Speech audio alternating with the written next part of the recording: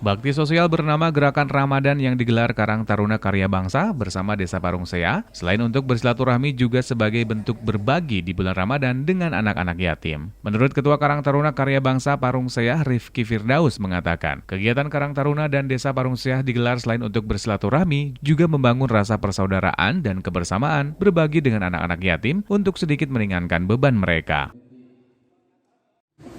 Kami dari Karang Taruna Desa Karya Bangsa Desa Parungsea, Kecamatan Sukabumi, Kabupaten Sukabumi, mengucapkan banyak-banyak terima kasih untuk para donatur yang sudah ikut menyumbangkan sebagian hartanya untuk acara santunan anak yatim.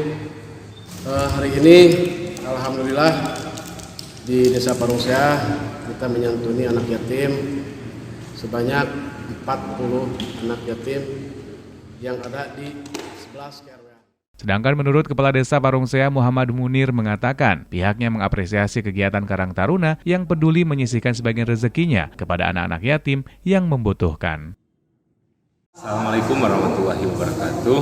Alhamdulillah wa syukurillah, hari ini kita telah melaksanakan kegiatan buka bersama dengan para anak yatim, juga dilanjutkan dengan santunan kepada anak yatim yang digawangi oleh Karang Taruna Karya Bangsa Desa Parungsea, yang alhamdulillah acara berjalan dengan lancar, yang mudah-mudahan ini menjadi awal tonggak Karang Taruna Desa Parungsea untuk bergerak lebih baik lagi. Dari Parungsea, Kabupaten Sukabumi, Muhammad Ujang Heriaman melaporkan.